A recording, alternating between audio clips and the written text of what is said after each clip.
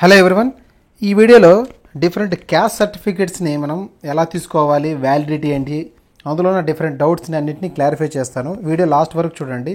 Okay, so ప్రతి caste certificate మనకి ఏదైనా కోర్సులో జాయిన్ అవ్వడానికి, ఎడ్యుకేషన్ ఇన్స్టిట్యూషన్స్కి ఆర్ ఏదైనా గవర్నమెంట్ జాబ్స్కి అప్లై చేయాల్సి వచ్చినప్పుడు రిజర్వేషన్ కోసం క్యాస్ట్ సర్టిఫికేట్ అవసరం.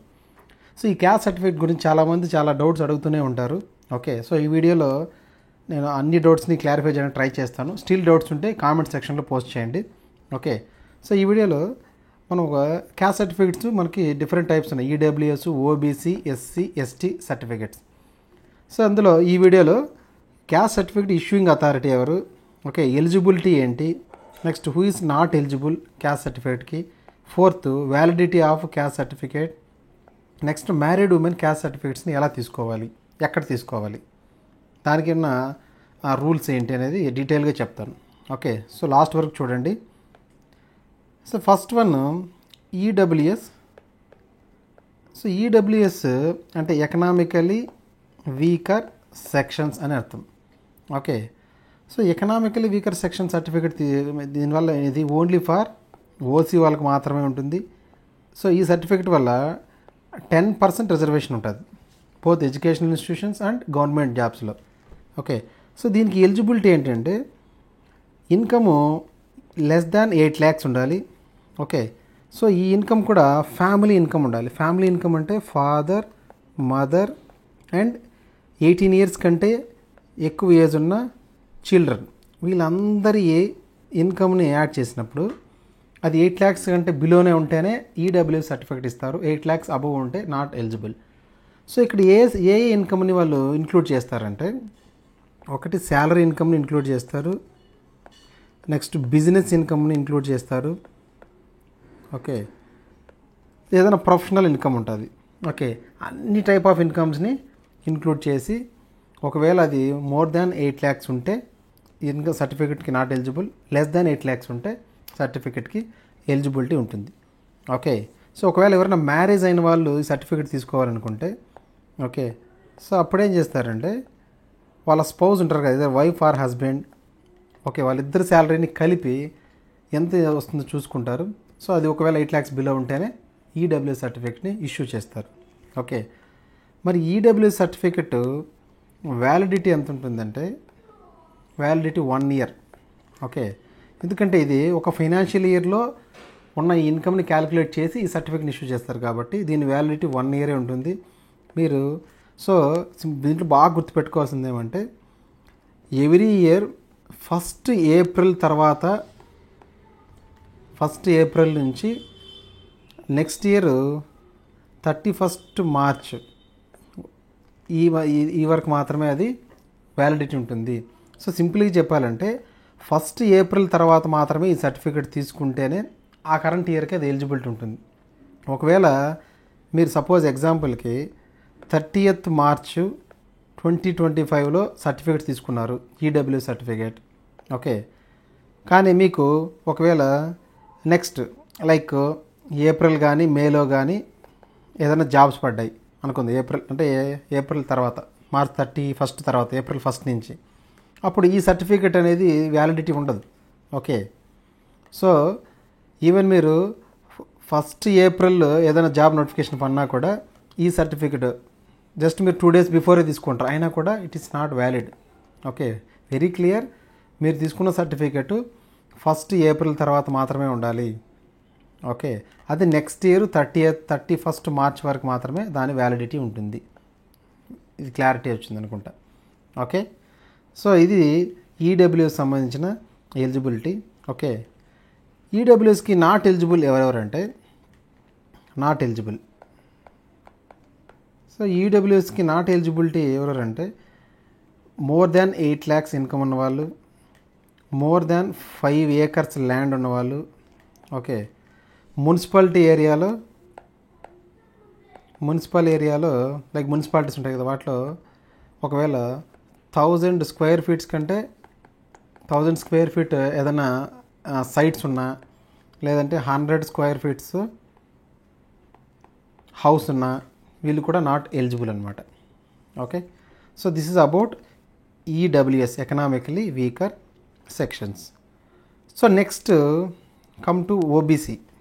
ఓకే, సో ఓబీసీ సర్టిఫికెట్లో చాలా క్రైటీరియా ఉంది. ఓకే, సో మనకి ఓబీసీ సర్టిఫికెట్ని సెంట్రల్ గవర్నమెంట్ జాబ్స్కి అప్లై చేసినప్పుడు మనం ఓబీసీ సర్టిఫికెట్ తీసుకోవాలి. ఒకవేళ స్టేట్ గవర్నమెంట్కి అప్లై చేసినప్పుడు ఈ బీసీ క్యాస్ట్ సర్టిఫికేట్ తీసుకోవాలి. Very clear. మీరు బీసీ క్యాస్ట్ సర్టిఫికేట్ తీసుకుంటే స్టేట్లో ఉండే గవర్నమెంట్ జాబ్స్కు ఆర్ స్టేట్లో ఉండే ఎడ్యుకేషన్ ఇన్స్టిట్యూషన్లో మాత్రమే మనం అప్లై చేయొచ్చు. ఒకవేళ సెంట్రల్ సర్వీసెస్కి ఏదైనా అప్లై చేయాలనుకుంటే మనం సెంట్రల్ గవర్నమెంట్ జాబ్స్ కానీ సెంట్రల్ గవర్నమెంట్ ఇన్స్టిట్యూషన్స్ కానీ అడ్మిషన్స్కి అప్పుడు ఓబీసీ సర్టిఫికేట్ తీసుకోవాలి. ఓబీసీలో కూడా మళ్ళీ creamy layer, non creamy layer certificates ఉన్నాయి. Okay, so OBC non creamy layer certificate ఉన్న వాళ్ళు మాత్రమే రిజర్వేషన్స్కి ఎలిజిబుల్. 27% రిజర్వేషన్ ఉంటుంది. ఓకే, సో సెంట్రల్ గవర్నమెంట్కి వెళ్ళినప్పుడు ఓబీసీ అంటారు, స్టేట్ గవర్నమెంట్లో బీసీ అంటారు. బీసీలో కూడా మళ్ళీ బీసీఏ బీసీడీ అంటారు స్టేట్ గవర్నమెంట్లో. ఓకే, అప్ టు ఈ వరకు ఉన్నాయి. సో ఇప్పుడు చూద్దాం, ఈ OBC certificate or BC certificate మనం తీసుకోవాలనుకుంటే మనకి ఎలిజిబిలిటీ ఏమై ఉండాలి. ఓకే, సో ఇక్కడ ఎలిజిబిలిటీ ఏమి ఉండాలంటే ఎవరెవరు eligible. Okay, who is eligible to get OBC certificate. Okay, see here ఎవరెవరు ఎలిజిబుల్ అంటే ఇక్కడ కూడా ఇన్కమ్ లిమిట్ 8 lakhs, అంటే లెస్ దాన్ 8 lakhs ఆ ఫైనాన్షియల్ ఇయర్లో లెస్ దాన్ 8 lakhs ఇన్కమ్ ఉండాలి. ఓకే, సో ఇక్కడ ఇన్కమ్ ఎవరెవరు చూస్తారంటే ఇక్కడ కూడా సేమ్ అంతే. ఇన్కమ్ సేమ్ ఫ్యామిలీ మెంబర్స్లోనే ఫాదర్ మదర్ మాత్రమే చూస్తారు ఇక్కడ. This is very important one. Father mother మాత్రమే. చిల్డ్రన్ వాడు ఎంత ఇన్కమ్ సంపాదిస్తున్నా సరే దాన్ని ఇక్కడ యాడ్ చేయరు. ఈడబ్ల్యూఎస్లో అయితే ఫాదర్ మదర్ చిల్డ్రన్ కూడా యాడ్ చేస్తారు కానీ 18 years అబవ్ ఉంటే ఒకవేళ ఇన్కమ్ ఉంటే. బట్ ఇక్కడ అలా కాదు.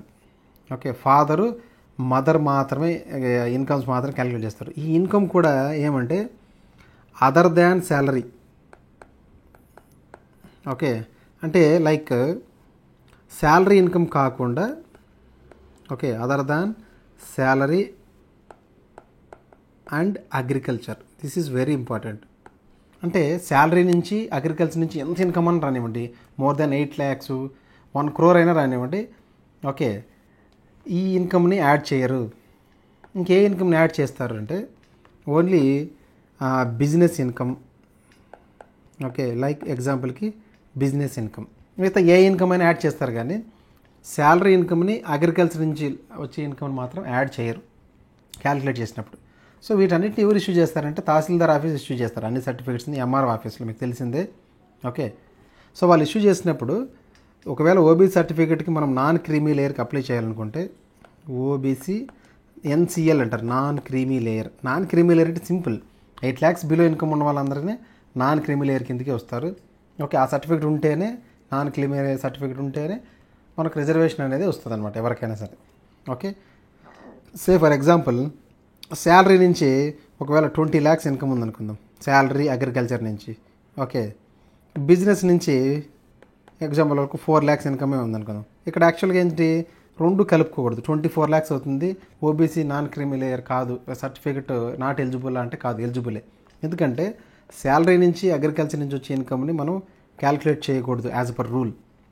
ఓకే, సో ఓన్లీ బిజినెస్ నుంచి ఇన్కమ్ 4 lakhs కాబట్టి ఇది 8 lakhs కంటే బిలో ఉంది. సో వీళ్ళకి OBC non creamy layer certificate ఇస్తారు. ఓకే, ఇది వెరీ క్లియర్. ఒకవేళ మ్యారేజ్ అయిన ఉమెన్స్ ఎలా చేయాలి. ఓకే, సో మ్యారీడ్ ఉమెన్స్ ఎలా చేయాలంటే married womens always a certificate అయినా సరే except EW certificate, OBC SC ST certificates, ఈ 3 సర్టిఫికేట్స్ని మ్యారేజ్ అయిన ఉమెన్స్ ఏం చేయాలంటే ఫాదర్ అంటే వాళ్ళ బర్త్ ప్లేస్లోనే తీసుకోవాలి. బర్త్ అంటే వాళ్ళు ఎక్కడైతే పుట్టింటారో లైక్ ఫాదర్ క్యాస్ట్ సర్టిఫికేటే వస్తుంది వాళ్ళకి, ఈవెన్ దో మ్యారేజ్ అయినా సరే హస్బెండ్ క్యాస్ట్ రాదు. Okay, this is very clear OBC SC ఎస్టీస్కి. ఓకే, సో మ్యారేజ్ అయిన తర్వాత ఎక్కడ తీసుకోవాలంటే మనము బర్త్ ప్లేస్, అంటే సింపుల్గా చెప్పాలంటే బై బర్త్ ఏ క్యాస్ట్ వచ్చిందో మన అప్ టు డెత్ వరకు మ్యారేజ్ అయినా సరే ఉమెన్స్కి అదే క్యాస్ట్ అనేది ఉంటుంది, హస్బెండ్ క్యాస్ట్ రాదు. ఇది రూల్ ప్రకారం, యాజ్ పర్ రూల్. సో ఇది ఓబీసీ సర్టిఫికేట్కి. ఓకే, ఎవరు not eligible, this is very very important one. OBC certificate తీసుకోవడానికి ఎవరు నాట్ ఎలిజిబుల్ అంటే కాన్స్టిట్యూషనల్ పోస్ట్ ఉంటాయి కదా, లైక్ సన్స్ అండ్ డాటర్స్, అంటే like president, vice president, judges, governors, UPSC members, ఇలా కాన్స్టిట్యూషనల్ పోస్ట్ ఉంటాయి, రాజ్యాంగ పదవుల్లో ఉంటారు కదా, వాళ్ళ పిల్లలు not eligible for OBC non creamy layer certificate. Next group A or class 1 employees ఉంటారు కదా, like all India service, IAS, IPS, కొన్ని గ్రూప్ ఏ సర్వీసెస్ కూడా ఉంటాయి, గెజిటెడ్ ర్యాంక్వి కొన్ని. ఓకే, వాళ్ళ పిల్లలు కూడా ఎవరు కూడా not eligible OBC non creamy లేయర్కి. Okay, next group B or class 2 అంటారు. గ్రూప్ బి ఆర్ క్లాస్ 2 మన ఏపీలో అయితే, ఏపీఆర్ తెలంగాణలో అయితే గ్రూప్ 2 సర్వీసెస్ ఇలా అంటారు.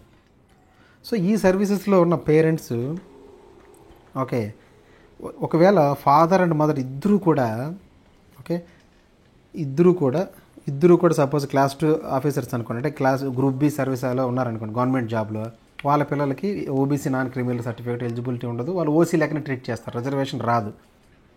ఓకే, నెక్స్ట్ ఒకవేళ పేరెంట్స్లో ఓన్లీ ఫాదర్ మాత్రమే క్లాస్ 2 ఎంప్లాయీ అయిందనుకున్నారు, వాళ్ళు ఒకవేళ ఏజ్ 40 years వచ్చే లోపల క్లాస్ 1కి ప్రమోట్ అయిపోయారు అనుకోండి, వాళ్ళ పిల్లలు కూడా రిజర్వేషన్ అనేది అప్లికబుల్ అవ్వదు. ఓకే, సో ఇది నెక్స్ట్ ఇలా class 1 or class 2 or group A or group B సర్వీస్లో ఉన్న ఎంప్లాయీస్ పిల్లలకి రిజర్వేషన్ అనేది అప్లికబుల్ అవ్వదు as per rule. Okay, this is about OBC. Okay, so ఓబీసీకి వ్యాలిడిటీ ఎంత ఉంటుంది, దిస్ ఈజ్ ఇంపార్టెంట్. సో ఓబీసీకి వ్యాలిడిటీ దీనికి కూడా 1 year ఉంటుంది, ఎందుకంటే ఇది ఇన్కమ్ మీద బేస్ అయి ఉంటుంది కాబట్టి. Okay, 1 year. సో మీరు తీసుకున్న డేట్ నుంచి 1 year లోపలే ఎలిజిబిలిటీ వ్యాలిడిటీ ఉంటుంది. మీరు 1 year దాటిపోయింది అనుకోండి, అంటే ఇది కూడా సింపుల్గా చెప్పాలంటే ఈడబ్ల్యూఎస్ సర్టిఫికేట్ లాగే April 1 తర్వాత మాత్రమే తీసుకోవాలి, తీసుకుంటేనే అది 1 year వరకు వ్యాలిడిటీ ఉంటుంది. Okay, just like EWS certificate లాగా. So next about SC and ST. So SC ST certificates, caste సర్టిఫికేట్స్కి దీనికి ఇన్కమ్ లిమిట్ ఏం లేదు, no income limit. Okay, no income limit, ఎంత ఇన్కమ్ ఉన్నా సరే ఇది ఇస్తారు. Okay, number 1. Next number 2, parents ఒకవేళ ఏదైనా సర్వీసులు ఉన్నా సరే ఈ సర్టిఫికేట్ ఇస్తారు. ఓకే, దీనికి కూడా MRO office or tahsildar office issue చేస్తారు, ఇంకా సింపుల్గా దీనికి జస్ట్ అప్లై చేసుకోవడమే. ఓకే, సో దీని వ్యాలిడిటీ లైఫ్ టైం ఉంటుంది. సో లైఫ్ టైం వ్యాలిడిటీ ఉంటుంది, వ్యాలిడిటీ ఈజ్ లైఫ్ టైం. అంటే ఒక్కసారికి ఎస్సీ ఎస్టీ సర్టిఫికేట్ తీసుకుని, ఎందుకంటే ఇన్కమ్కి లింక్ లేదు కాబట్టి ఒకసారి ఇచ్చారంటే లైఫ్ టైం ఎన్ని ఇయర్స్ అయినా దీనికి మనం వాడుకోవచ్చు అనమాట ఆ సర్టిఫికేట్ని. Okay, so this is about different caste certificates and different doubts. Still మీకు ఇంకా ఏదైనా డౌట్స్ ఉంటే వీటి మీద మీరు కామెంట్ సెక్షన్లో పోస్ట్ చేయండి, తప్పకుండా నేను ఆన్సర్ చేస్తాను అన్నిటికీ. ఓకే, ఐ హోప్ మీకు ఈ వీడియో హెల్ప్ అయింది అనుకుంటాను. Please like, share and subscribe. Thank you.